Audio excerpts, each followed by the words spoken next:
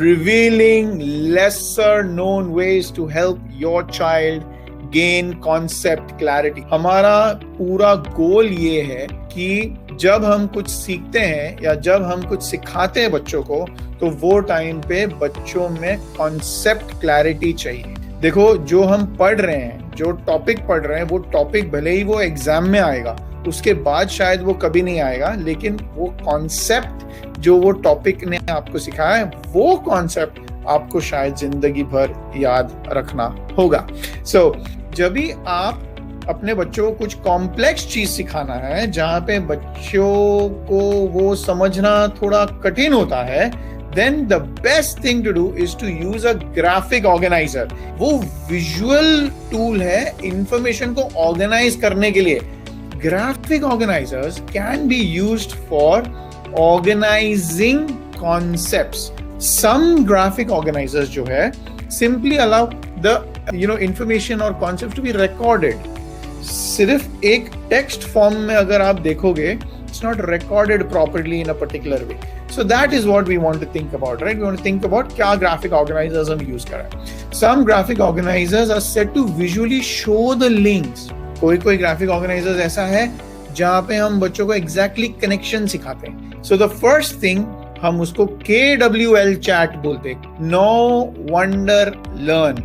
इससे क्या होता है कि हम पहला बच्चा देखता है कि ये टॉपिक के बारे में मुझे ऑलरेडी कितना इंफॉर्मेशन है, तो ये टॉपिक के बारे में मुझे आज तक क्या इंफॉर्मेशन है, और क्या क्या मुझे समझना है, और क्या क्या मुझे सीखना है. And the last section is ये टॉपिक के बारे में मैंने क्या ऑलरेडी सीखा है. Next thing is circle web. Circle web मतलब suitable for random thoughts based around one topic. शायद आपका एक टॉपिक है और आपको अलग अलग थॉट्स उसके बारे में रखना है. For example, mobile phone size, screen, battery life. The next one is called a brace map. It shows links and organisation. So it is all about a sequential nature of relationships. The next very important thing जो graphic organizers हम use कर सकते हैं is जब भी हमें बच्चों को comparison सिखाना है. Get them to think. ये सारे strategies जब हम use करते हैं, हमारे बच्चों को ये सारा understanding मिलता है. These organizers allow you to compare two or more things. Thinking skills बढ़ता है बच्चों का. देखो, compare and contrast का जो GOs है ना, higher order thinking develop करता है. हमें हमारे बच्चों में higher order thinking develop करना है. That is the goal of education. Comprehension develop होता है हमारे बच्चों में. So graphic organizers make abstract ideas which are like different, unique, not, it's not concrete, and reduce any confusion between the related topics. So ये अच्छा मौका है, जहां पे भी comparison है आप ये use कर सकते हो. First format is called a double bubble. यहाँ पे आपको दिखेगा एक साइड में स्पाइडर है, दूसरे साइड में बैट है. तो ऐसे कुछ चीजें हैं जो स्पाइडर्स करता है लेकिन बैट्स नहीं करते, और ऐसे कोई चीजें हैं जो बैट्स करता है लेकिन स्पाइडर नहीं करता, और ऐसे कुछ चीजें हैं जो बैट और स्पाइडर के बीच में कॉमन है. दूसरा चार्ट हम टी चार्ट बोलते हैं. टी चार्ट क्या है? It can be used to look at the pros and the cons. हर एक डिसीजन में प्रो है, कॉन है. प्रो मतलब जो अच्छा है, कॉन मतलब जो शायद अच्छा नहीं है या पोटेंशियल रिस्क है.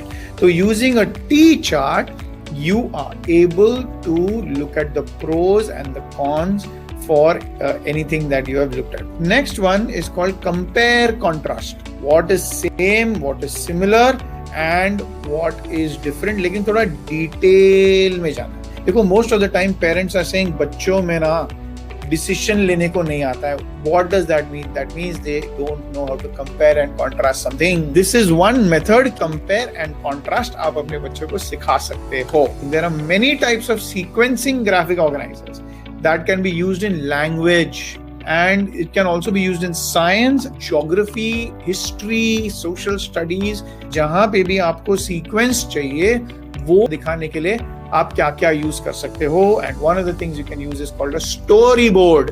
कि अगर आपको एक स्टोरी बनाना है तो you can use a story board. ये सीन में ये होगा, ये सीन में ये होगा, that is a sequencing setup. The next thing is cycle map. Cycle map can be used for sequencing which is cyclic in nature.